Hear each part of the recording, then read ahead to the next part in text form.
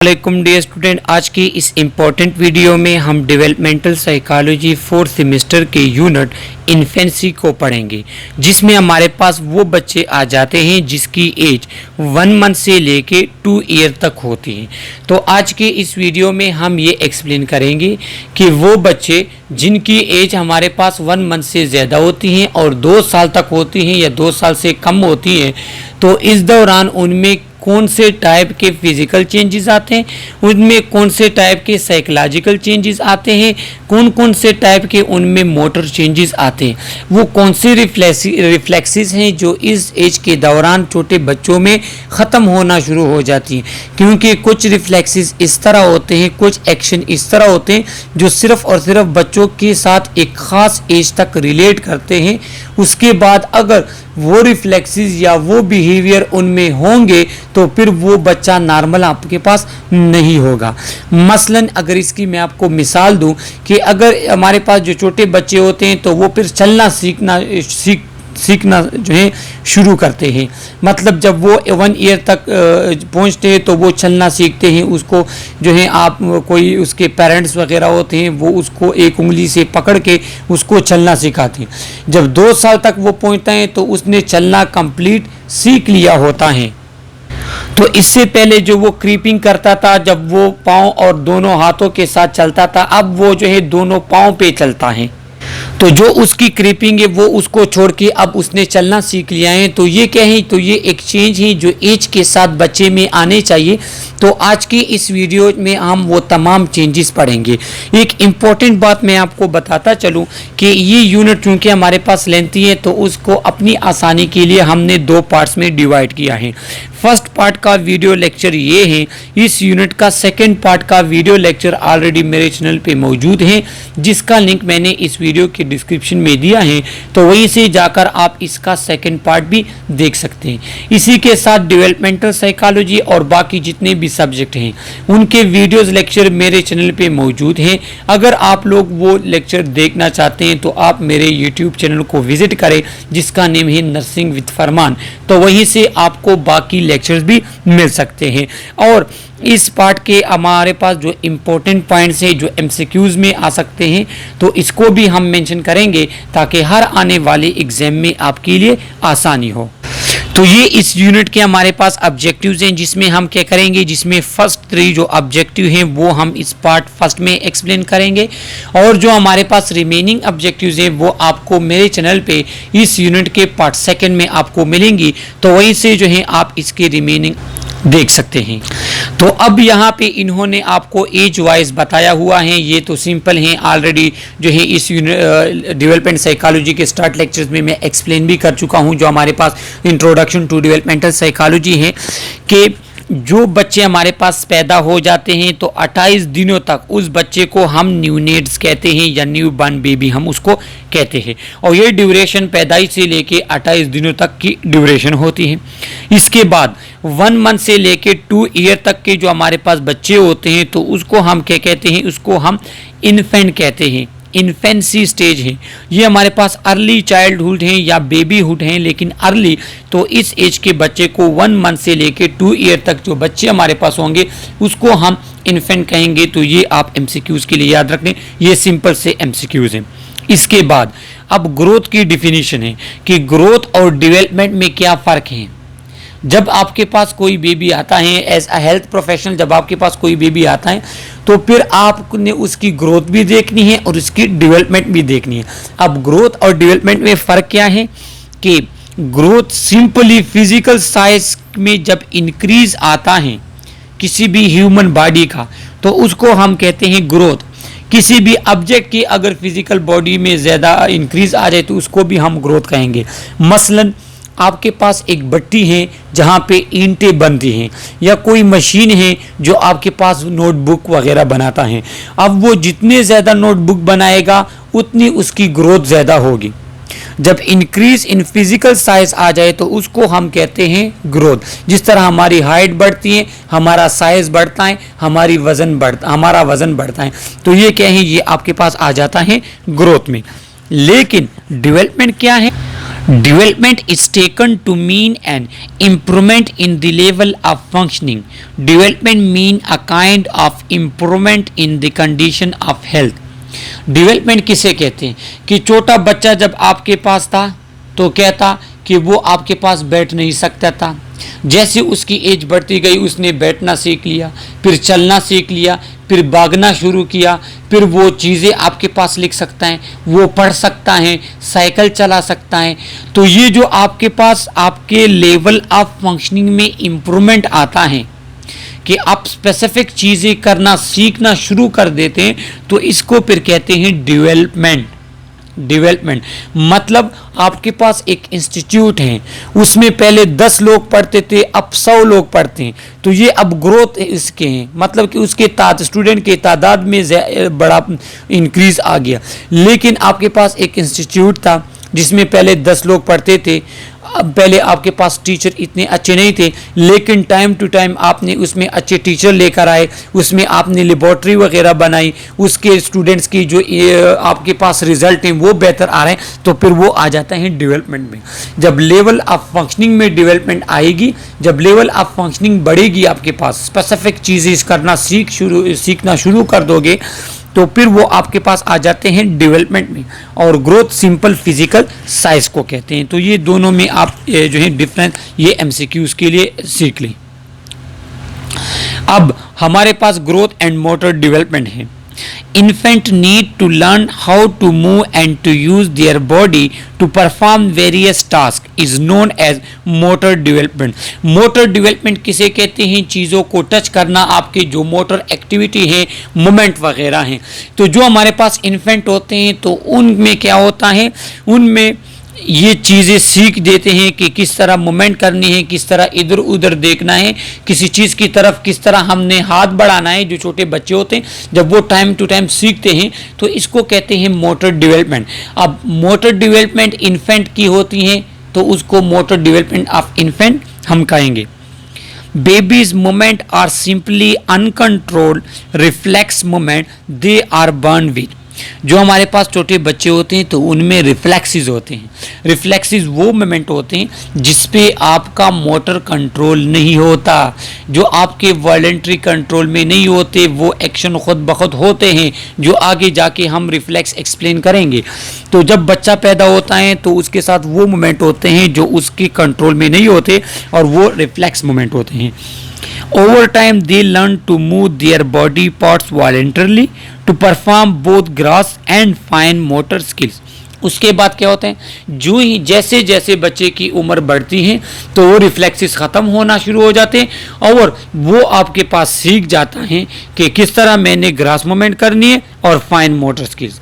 Grass motor skills क्या है कि बच्चा जो है वो चलता है, बच्चा इधर उधर देखता है, तो ये ग्रास मूवमेंट है। जो फाइन मोटर स्किल्स है वो ये हैं कि किस तरह बच्चा एक चीज़ को हाथ में लेगा, फिर एक हाथ से वो दूसरे हाथ में एक्यूरेट किस तरह ट्रांसफ़र करेगा। इसके बाद बच्चा किसी चीज़ की तरफ जो जाता है, किसी अच्छी चीज़ की तरफ जाता है, बुरी चीज़ से ख़ुद को दूर करता है, अपने बॉडी पार्ट के स्पेसिफिक जगहों को, मतलब आइज़ उसकी क्या है उसको हाथ लगाना, एब्डामिन को हाथ लगाना, माउथ को हाथ लगाना। तो इस तरह जो स्पेसिफिक स्किल्स आते हैं तो उसको फाइन मोटर स्किल्स कहते हैं। जो आपके पास नॉर्मल मेजर जो होते हैं तो उसको ग्रास मोटर स्किल्स होते हैं। तो जैसे ही बच्चा आपके पास बढ़ता है तो उसमें ये फाइन मोटर स्किल्स आना शुरू हो जाते हैं। अब ये हमारे पास कुछ रिफ्लेक्सेस हैं जो छोटे बच्चों में होते हैं, ले टाइम टू टाइम उसमें ये क्या हो जाते हैं, ख़त्म होना शुरू हो जाते हैं, चेंज होना शुरू हो जाते हैं। तो यहाँ पे इसके सिर्फ नेम है, आगे जाके फिर मैं आपको एक्सप्लेन करूँगा। एक हमारे पास सुपरफिशियल रिफ्लेक्सेस हैं। सुपरफिशियल रिफ्लेक्सेस किसे कहते हैं, मतलब अगर बच्चे के पेट में दर्द है तो वो हाथ पेट की तरफ करेगा, सही है, या बच्चे जो है ना इनवॉलेंट्री जो इधर उधर मूवमेंट करते हैं तो ये सुपरफिशियल रिफ्लेक्सेस में आते हैं। एक हमारे पास डीप रिफ्लेक्सेस में आते हैं, एक हमारे पास सर्वाइवल रिफ्लेक्सेस और प्रिमिटिव रिफ्लेक्सेस आते हैं। डीप रिफ्लेक्सेस कैसे कहते हैं, डीप रिफ्लेक्सेस इसे कहते हैं कि आपके पास कोई कड़वी सी चीज़ है या मिर्च वगैरह या इस तरह की कोई चीज़ है ना जिसका अच्छा, जो जो जो डीप रिफ्लेक्सेस हमारे पास हैं तो वो क्या हैं, अभी मैं आपको क्लियर बता दूं कि जो डीप रिफ्लेक्सेस हमारे पास हैं इसमें आपके टेंडन और मसल रिफ्लेक्सेस आते हैं। जो बाइसेप ट्राइसेप मसल्स बॉडो को अपने हाथों वगैरह को मूवमेंट एकदम से देना, मतलब ये है कि आपके पास बच्चा है तो वो क्या है कि उसको एकदम से आप डरा देते हैं तो वो हाथ को इधर अपनी तरफ खींच देता है। तो ये जो आपके पास टेंडन और मसल रिफ्लेक्सेस हैं तो वो आपके पास डीप रिफ्लेक्सेस में आते हैं। सही है। इसके बाद हमारे पास सर्वाइवल रिफ्लेक्सेस और प्रिमिटिव रिफ्लेक्सेस, जो अभी जाके हम एक्सप्लेन करेंगे इसको। जो आपके पास सर्वाइवल रिफ्लेक्सेस हैं तो वो कौन कौन से हैं, वो आपके पास ब्रीथिंग है। तो ब्रीथिंग तो हमें पता है कि आप जो है एयर को इन और आउट लेना, तो ये रिफ्लेक्स है, नॉर्मल ब्रीथिंग बच्चे में होती है, सिंपल सी बात। इसके बाद रूटिंग रिफ्लेक्स। रूटिंग रिफ्लेक्स ये होता है कि जब आप छोटे बच्चे को माउथ के एक साइड पे टच करते हो तो वो अपने फेस को रोटेट कर लेता है, अपने माउथ को रोटेट कर लेता है और वो ये समझता है कि ये कोई खाने की चीज़ कोई मुझे दे रहा है। मतलब अगर आप राइट साइड ऑफ माउथ पे अगर थोड़ा सा मोमेंट उसको दोगे फिंगर के साथ तो वो ये कंसिडर करेगा कि ये राइट साइड पे कोई खाने की चीज़ मेरे माउथ को टच कर रही है, तो वो अपने फेस को उस साइड पे जो है क्या करते हैं रोटेट कर लेते हैं। तो ये रोटिंग रिफ्लेक्स है, ये एमसीक्यूज़ के लिए आप याद रख लें। इसके बाद सकिंग रिफ्लेक्स, ये तो अच्छी सिंपल सी बात है, मतलब कि जो हमारे पास छोटा बच्चा होता है तो ये सकिंग रिफ्लेक्स उसमें बाई बर्थ आ जाती हैं। तो ये रिफ्लेक्स उसमें बाई बर्थ होते हैं, मतलब कि वो सकिंग करता है तो उससे जो है मदर मिल्क वो लेता है। सही है। इसके बाद ये पिप्यूलरी रिफ्लेक्स है। ये पिप्यूलरी रिफ्लेक्स हैं, ये क्या होते हैं कि जब छोटे बच्चे की आंख की तरफ अगर आप उंगली लेकर जाते हो या कोई चीज़ लेकर जाते हो तो उसका जो आई होता है वो ऑटोमेटिकली क्या हो जाते हैं, क्लोज हो जाते हैं, वो अपने आई को ऑटोमेटिकली बंद कर लेते हैं। तो ये क्या है, तो ये सर्वाइवल रिफ्लेक्सेस हैं छोटे बच्चे में। इसके बाद हमारे पास हैं प्रिमिटिव रिफ्लेक्सेस, जो अभी जाके प्रीवियस स्लाइड में मैंने आपको कहा कि आगे जाके मैं आपको एक्सप्लेन करूंगा। तो प्रिमिटिव रिफ्लेक्सेस क्या हैं? Primitive reflexes disappear as the neurological system mature. Primitive reflexes आपके वो न्यूरोलॉजिकल रिफ्लेक्सेस हैं जो छोटे बच्चों में होते हैं, लेकिन एज के साथ जैसे ही इसकी एज बढ़ती है तो वो न्यूरोलॉजिकल रिफ्लेक्सेस आपके पास डिसअपीयर हो जाते हैं। क्यों? क्योंकि उनका न्यूरोलॉजिकल सिस्टम है वो मैच्योर होना शुरू कर देता है, तो फिर वो रिफ्लेक्सेस जो हैं वो खुद ब खुद क्या हो जाते हैं, वो ख़त्म होना शुरू हो जाते हैं। उसमें क्या है, मोरो स्टार्टर रिफ्लेक्स हैं, पामर ग्रेस रिफ्लेक्स हैं, planter Babinski stepping and snout reflex. ये अभी जाके एक एक करके हम इसको एक्सप्लेन करेंगे पिक्चर के थ्रू।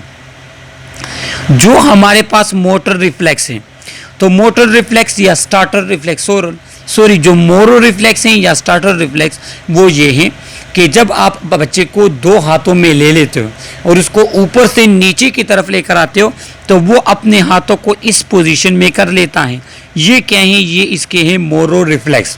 अब हमारे पास जब बच्चे को लेकर आते हैं हॉस्पिटल में और उसकी जो है आपके पास इन्फेंट है 2 साल से कम है, फ्यू मंथ्स का है, तो उसमें ये रिफ्लेक्सेस देखते हैं आया ये रिफ्लेक्सेस उसमें हैं या नहीं है।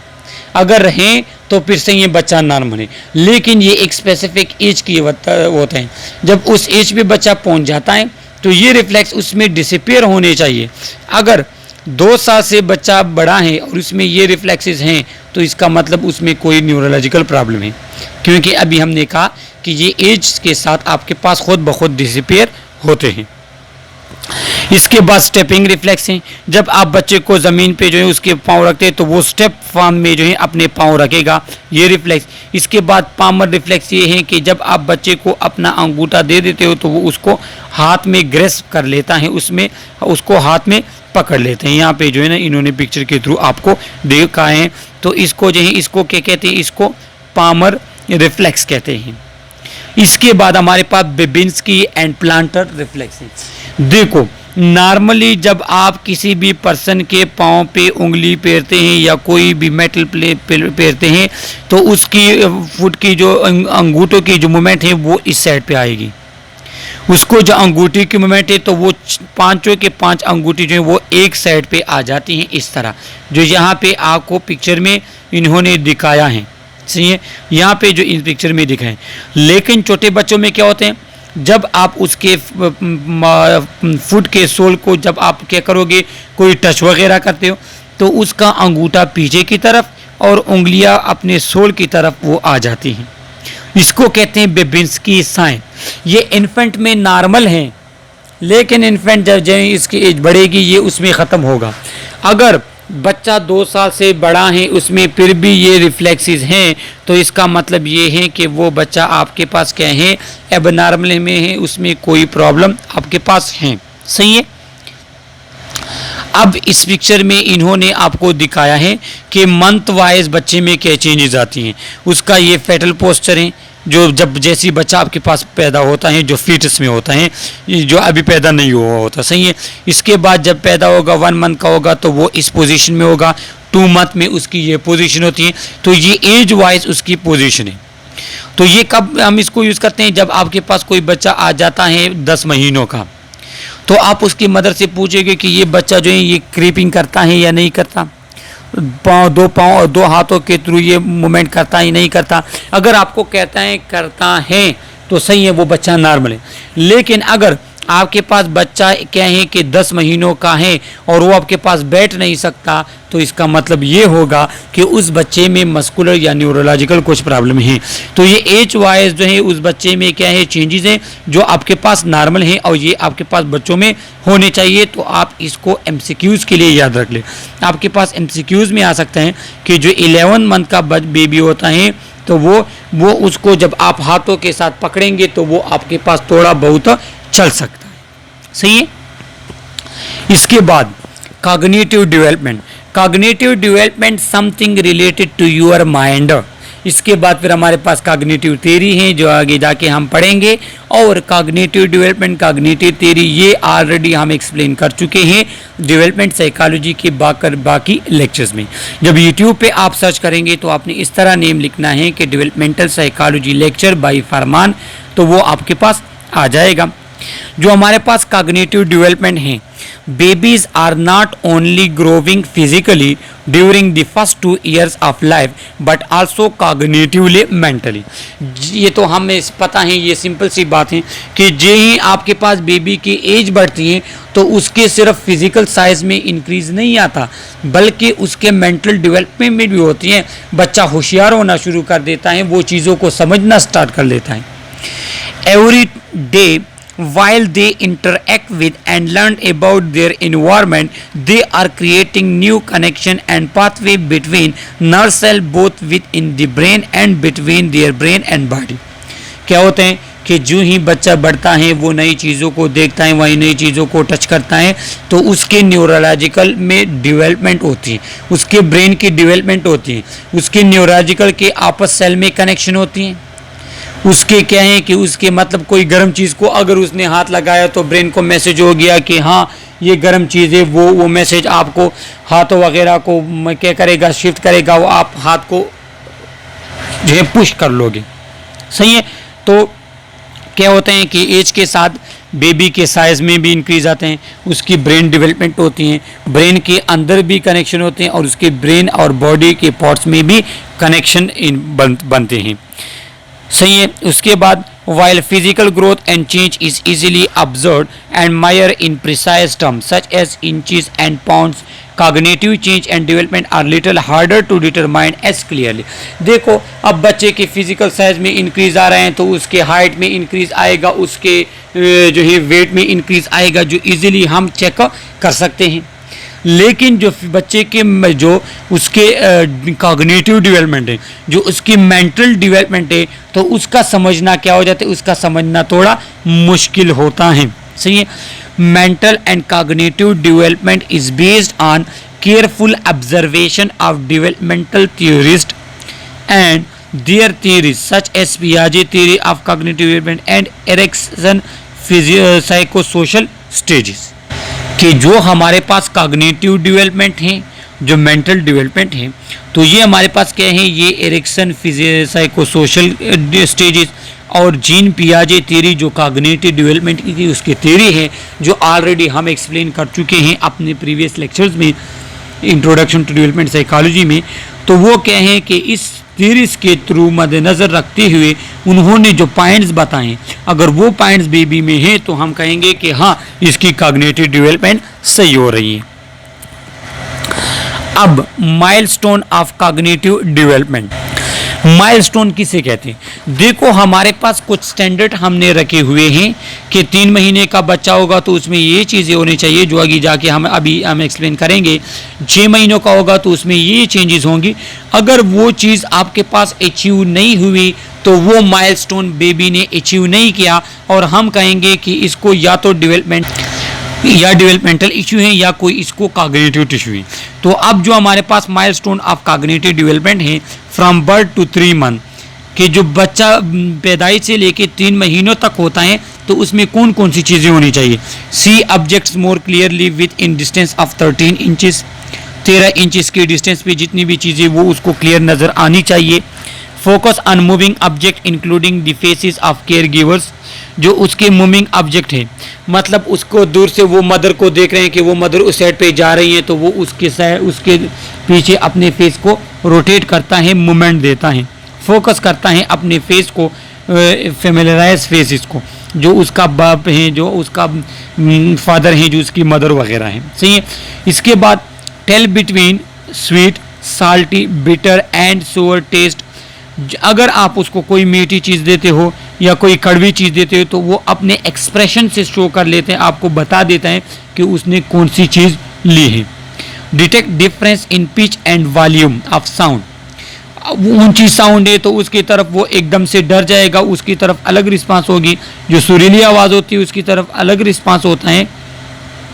See all colour in human visual spectrum, जो ह्यूमन विजुअल स्पेक्ट्रम में जो चीज़ें देख सकते हैं तो उस एज पे आपके पास छोटा बच्चा भी देख सकता है, और इस पे आपके पास इंस्ट्रूमेंट्स, इस पे आपके पास एक्सपेरिमेंट होंगे, इस पे आपके पास डिस्कवरीज वगैरह, इंटरवेंशन वगैरह हुए हैं कि जो 3 मंथ्स का बेबी होते हैं तो वो तमाम स्पेक्ट्रम्स के कलर देख सकता है जो आपके पास एक नॉर्मल एडल्ट देखता है।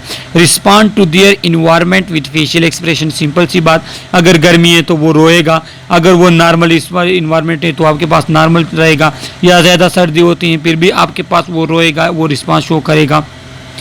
Demonstrate anticipatory behaviour like rooting and sucking at the side of nipple or bottle, जो आपके पास निपल या बोतल वगैरह होती हैं तो उस पर वो सकिंग रिस्पांस जो उसका होता है या जो उसका रूटिंग आपके पास होता है वो बिहेवियर आपके पास क्या करेगा, शो करेगा। तो ये नॉर्मल, अगर बच्चा 3 महीनों का है इसमें से कोई पॉइंट उससे मिस है, इसका मतलब ये हो कि वो आपके पास उसके डेवलपमेंट में कोई प्रॉब्लम है।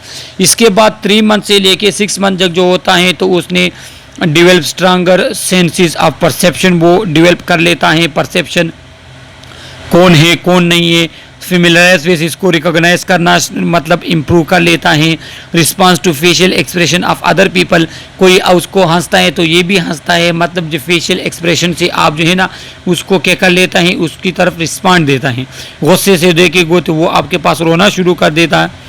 Recognise and react to familiarise, sound को रिकॉग्नाइज करता है, मतलब माँ अगर उसको पुकारती है नेम से तो वो उसकी तरफ देखना शुरू कर लेता है। Begin to imitate facial expression, facial expression वो इमिटेट करते हैं, मतलब आप हंसते हो तो वो हंसना शुरू कर लेते हैं, आप उसके सामने रोने की शक्ल बना लेते हो तो वो आपके पास रोने शुरू कर देते हैं। तो ये क्या है, ये आपके पास ये चीज़ें बच्चे में होनी चाहिए, नहीं होंगी तो वो बच्चा नॉर्मल आपके पास नहीं होगा। 6 to 9 मंथ, 6 to 9 मंथ जो हमारे पास होते हैं तो वो animate and in animate object में डिफरेंस करना शुरू कर देते हैं कि ये आपके पास ह्यूमन फिंगर है, ये आपके पास डोल है या कोई गाड़ी वगैरह है, छोटे खिलौने वगैरह हैं। Gaze longer at impossible things such as an object suspended in mid air, क्या कर लेते हैं कि अगर आप मिड ईयर में चीज़ों को सस्पेंड कर लेते हो उसकी तरफ ये अपने हाथ को बढ़ाता है, हालांकि उसका हाथ नहीं पहुंचता लेकिन फिर भी वो अपने हाथ को उसकी तरफ बढ़ाता है। जो आपके पास 9 मंथ से लेके 12 मंथ तक का बच्चा होगा वो क्या करेगा, understand the concept of object permanence, the idea that an object continue to exist even though it can not be seen. देखो जब आप बच्चे के सामने एक चीज़ को रख लेते हो उसके साथ वो चीज़ हटा देते हो तो वो बच्चा ये समझता है कि ये चीज़ गायब हो गई, लेकिन जो आपके पास 9 से लेके 12 महीने तक होगा तो उसमें ऑब्जेक्ट परमानेंस के कॉन्सेप्ट पे वो क्लियर हो जाएगा, उसकी समझ उसको आ जाएगी। मतलब एक चीज़ मेरे सामने थी अब वो साइड पे हो गई तो इसका ये मतलब नहीं कि वो चीज़ गायब हो गई, नहीं, वो फिर से सामने आ जाएगी, इसको कहते हैं ऑब्जेक्ट परमानेंस। सही है। Response with gesture and sound, sound और गेस्चर को रिस्पांस देता है। Like looking at picture books, आपके पास पिक्चर वगैरह टीवी की तरफ जो है वो मतलब क्या है कि वो गौर से देखेगा। Manipulate object by turning them over, trying to put one object into another, एक कप से दूसरे कप में पानी को उंडेलना, या एक कप से दूसरे कप में जो है रेत वगैरह को डालना, कोई और चीज़ डालना, तो ये आपके पास क्या कर लेते हैं, सीख लेते हैं। जो आपके पास 1 से लेके 2 ईयर तक के जो बच्चे होंगे, 2 ईयर तक फिर आपके पास इन्फेंसी स्टेज स्टॉप हो जाता है। उसमें क्या है कि वो वर्ड्स की तरफ अंडरस्टैंड भी करता है, रिस्पांस भी देता है, मतलब आप उसको नेम से पुकारते हुए आपकी तरफ देखेगा। Identify object that are similar, similar चीज़ें होंगी उसको आइडेंटिफाई करेगा, फ्लूइड चीज़ों को आइडेंटिफाई करेगा, सही है कि ये फ्लूइड की चीज़ें हैं, ये 2 बिल्लियाँ हैं, तो अगर एक बिल्ली से डरते हैं दूसरे से भी डरेगा, सिंपल सी बात है। Tell the difference between me and you, उसको कहोगे, उसको उसका नेम लोगे तो वो अपनी तरफ इशारा करेगा, आप अपना नेम लोगे तो आपकी तरफ इशारा करेगा। Imitate the action and language of adult, language और एक्शन दूसरे एडल्ट लोगों के इमिटेट करते हैं, नकल उतारता है उसकी, मतलब अगर वो किस तरह हाथ को पकड़ता है ये उसकी तरफ हाथ को पकड़ेगा, अगर वो उसके सामने हंसेगा तो ये भी हंसना शुरू कर देगा। Can point out familiar object and people in a picture book, उसको आप पिक्चर दोगे कि इसमें आपके अब्बू कौन से हैं, तो वो उसकी तरफ जो है उंगली, मतलब वो उंगली से इशारा करेगा कि ये मेरे अब्बू हैं। लर्न थ्रू एक्सप्लोरेशन, और नई नई चीज़ें सीखना शुरू कर देते हैं। तो ये हमारे पास क्या है कि ये 1 से लेके 2 ईयर तक के जो बच्चे हैं तो उसमें ये चीज़ें आपके पास होनी चाहिए। अब ये लास्ट स्लाइड जो हमारे पास इस यूनिट का वीडियो का है कि infantile memory, infant memory, infantile amnesia या चाइल्डहुड जो आपके पास मेमोरी है। क्या होता है कि जब आपके पास एक बच्चा बड़ा हो जाता है तो जो 2 ईयर से पहले की चीज़ें हैं वो उसको याद नहीं रहती, इसको कहते हैं infantile amnesia. The lack of memory for experience that occurred prior to 3 year of age, 3 साल से पहले जो बच्चे की जो मेमोरी थी, जो चीज़ें थी वो भूल जाता है, इसको कहते हैं infantile amnesia. Although memory are stored from early infancy they can not be easily retrieved. क्या होता है कि अर्ली इन्फेंसी से आपके पास मेमोरी स्टोर भी होती है, स्टोरेज आपका काम करते हैं, लेकिन वो बच्चा वो चीज़ें उसको याद नहीं रहती, वो जो चीज़ें सीखी होती हैं वो उसको भूल गया होता है। Memory are sensitive to environment contact, और जो उसकी मेमोरी होती है वो इन्वायरमेंट कंटेक्स्ट की तरफ सेंसिटिव होती है। किस तरह, मतलब ये कि इन्फेंट जो है 2 साल से जो ही वो बढ़ता है वो चीज़ें नहीं सीखता है, इन्वायरमेंट वो पहले जिस इन्वायरमेंट में था अगर आप उसका इन्वायरमेंट चेंज कर लेते हो तो वो उसका रिस्पांस भी उस तरह चेंज हो जाता है, तो इसको कहते हैं इन्फेंटाइल एमनीसिया।